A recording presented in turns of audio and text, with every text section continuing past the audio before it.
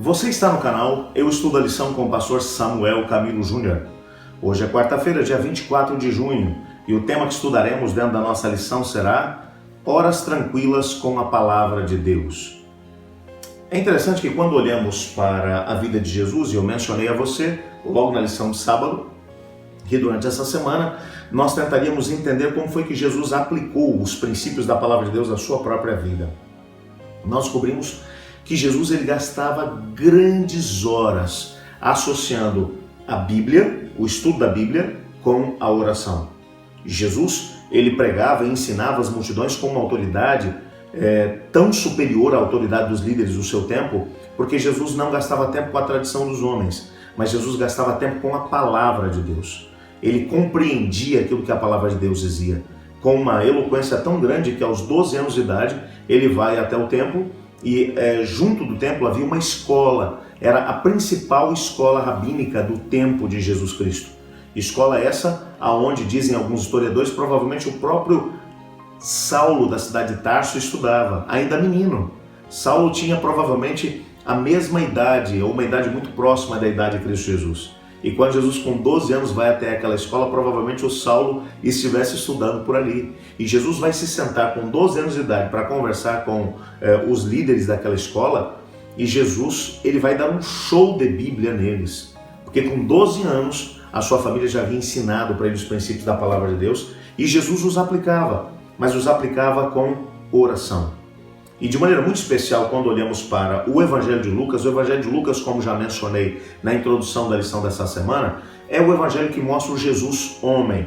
Ele é o segundo Adão, é aquele que veio para poder vencer aonde o Adão havia falhado. Então ele apresenta Jesus como sendo um homem perfeito, e para ser um homem perfeito, ele é perfeito no conhecimento da palavra, já falamos sobre isso no estudo dessa semana, e ele é perfeito também no contexto da oração. E Lucas vai colocar esses dois elementos, estudo da palavra e oração, em conjunto na história de Jesus. O Evangelho de Lucas, por exemplo, é conhecido como o Evangelho da oração. O Evangelho já começa mencionando a história de orações atendidas.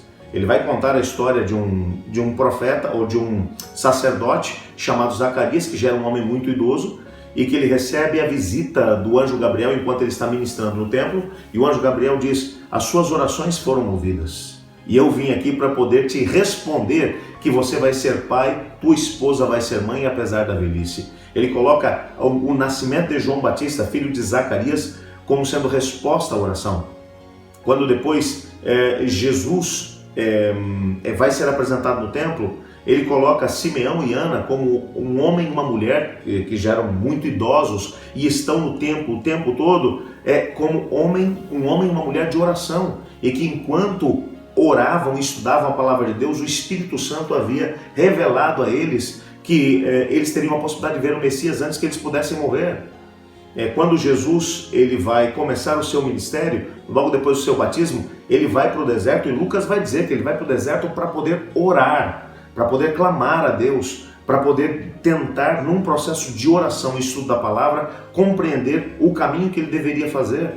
Quando ele retorna do deserto antes e vai escolher os seus apóstolos, antes de poder escolhê-los, Lucas coloca Jesus uma noite toda em oração, para que através desse contato com o Espírito Santo ele pudesse compreender também aquilo que ele deveria fazer, que homens escolher para poder estar junto com ele o tempo todo e escolhê-los como apóstolos. É Lucas quem vai colocar Jesus também em oração o tempo todo, antes de cada momento grandioso que Jesus tem, Jesus está em oração. Aliás, ele no momento da cruz vai colocar Jesus num último momento, quando ele está sobre a cruz, ele vai colocar Jesus em oração, dizendo ao Pai: Pai, nas tuas mãos entrego o meu espírito. Ele coloca Jesus em oração o tempo todo. Não é à toa que quando a igreja vai começar no Novo Testamento, em Atos, ele coloca o grupo de 120 pessoas orando no cenáculo. A oração, portanto, era muito importante na vida de Jesus e, ao mesmo tempo, na própria experiência da igreja que nascia seguindo o exemplo de Cristo Jesus. Jesus é considerado como aquele que orava e estudava a palavra de Deus. E estudava a palavra de Deus e orava. E então, com isso, ele permitia que o Espírito Santo aplicasse os conceitos na sua própria vida. Jesus, apesar de ser um homem perfeito, mas como a carta de Paulo aos Filipenses no capítulo 2 vai nos explicar de maneira brilhante, ele esvaziou-se de si mesmo, assumindo a forma de servo, indo até a morte de cruz. Se ele tivesse usado o seu poder enquanto Deus para ter algum tipo de vantagem sobre o primeiro Adão, ele não teria podido nos salvar, porque ele tinha que vir como representante da família humana para poder vencer aonde Adão havia falhado. E nessa perspectiva, como homem perfeito, ele vai nos dar o exemplo de alguém que combina oração e estudo da palavra de Deus. Por isso é que nos momentos de tentação, Jesus é pronto ao responder, está escrito. E mesmo quando o diabo vai usar a Bíblia, porque o diabo também usa, fora do contexto, mas ele usa para com Cristo Jesus, Cristo já tem um outro texto preparado para poder desmontar aquilo que ele havia dito através da palavra de Deus. Portanto, quando olhamos para o Cristo do Novo Testamento, é um Cristo que combina a oração com o estudo da palavra.